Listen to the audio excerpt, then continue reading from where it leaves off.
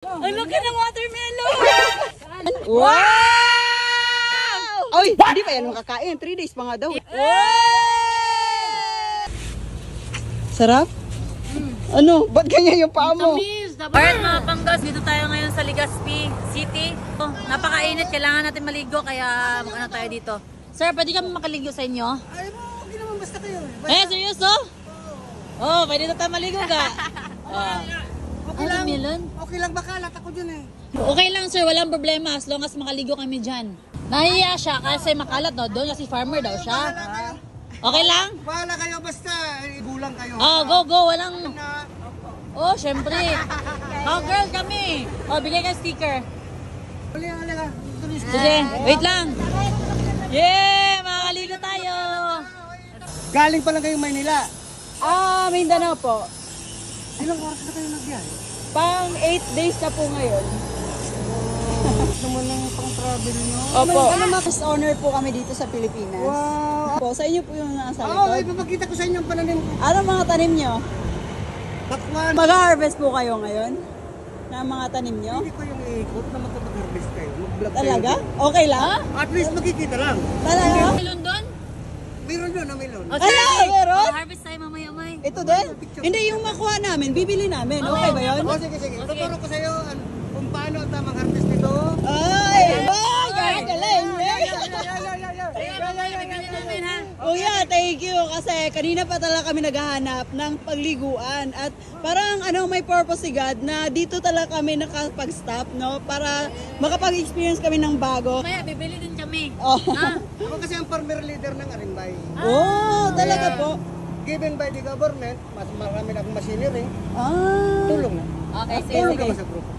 Mag-harvest daw muna tayo. Bago maligo. Sige, pero dadali natin yung gamit natin. Parang timing yung mga merch natin sa photoshoot natin, may no? Ngayon ko lang nalaman, vulkan pala to. Oo. Sususutin natin mamaya. May parang natutuwa ako talaga na dito tayo nakapag-stop. Kasi timing na timing. Bawat lugar na pupuntahan natin, gusto natin may makilala tayo na may bago naman tayo ma-experience. So ito parang Tadhana talaga. tadhana talaga, destiny. Ang galing talaga ng Panginoon, guys. At least meron na tayong bagong matutunan ngayon. Oo, tuturuan tayo paano pumitas. May, titikman doon natin tong Tanim talaga yan ni Sir May. Pengi ako sir ha. Ayan. Sarap? Ano? Ba't ganyan yung paa mo? Tamis, tapos ang cold niya. Oo, talaga? Sarap? Yan, sarap talaga. Sarap.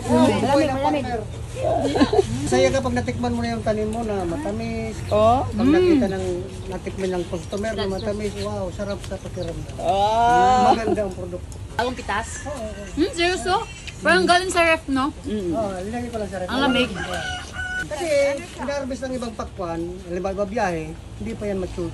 Nahihinog yan sa biyahe. Kaya matabang. Oo. Kaya ako dito, in-harvest ko, talagang Hinog na siya. hinog na siya. Wala. First time ko mamuha ng Quality melon talaga. niya. Oo, no. First time natin lahat. So, abangan natin. Naku, makikita ko yan. Oo, magkikita ka sa Facebook page. Ngayon is masusubukan namin kung paano mag-harvest ng melon at watermelon ba yun, Mai? Oh, so dito talaga fresh na fresh yung pananim talaga ni Sir. Timing talaga, guys. Uy, nakita talaga ako ng watermelon dito. Watermelon dito. Ganda dito, guys. Ito yung pinaka inaabangan namin. Yung sa Philippine Loop. Yung mga ganito. Yung mga bago sa amin. Ano yun? Ala, ang cute ng melon. Ano? Ay, look at the watermelon! Look at the watermelon! Ang laki? Ang daw? Ala, yan na yun. Ano, pag ready na for harvest yan, yung spring dito, pag medyo tuyo na yan, positive na yan. Ito hilaw pa. Hilaw pa to. Ay, hilaw pa. Hello pa. Ang daming watermelon. Ang daming melon, guys. Dito lang talaga sa Legazpi namin ito masusubukan ba? Hala! Anong oblong? Ublong na watermelon, May. Yung kinain nyo? Yung masarap. Ayan, pwede yan. Pwede daw i-harvest. Harvestin ko. Kunin ko, sir. Kunin ko, sir. Gusto niya talaga, guys, makapagbaon ng melon at saka watermelon. Amay, watermelon! Ala! Oblong na watermelon. Melon, di ba yan? Wow! Congrats! Napakakuha. Oy, hindi pa yan makakain. 3 days pa nga daw. Eh. Wow! Daming na-harvestan! Meron tayong melon at saka watermelon. Eh! Lady boss din, oh. Naghahanap sila hunting. Wala, ang laki! Laki na watermelon! Lalaki. Laki! Meron na tayong pangbaon, May. Meron na. Na daw? Hindi kukuha. Oy! Bisin mo yun. Sino nag-harvest siya? Magbayad, ha?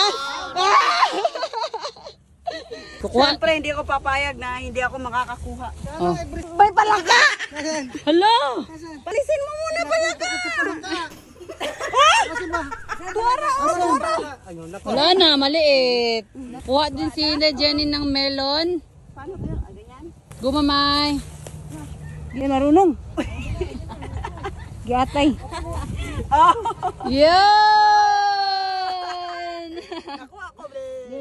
Yun, ang laki. Mas malaki pa yan sa'yo.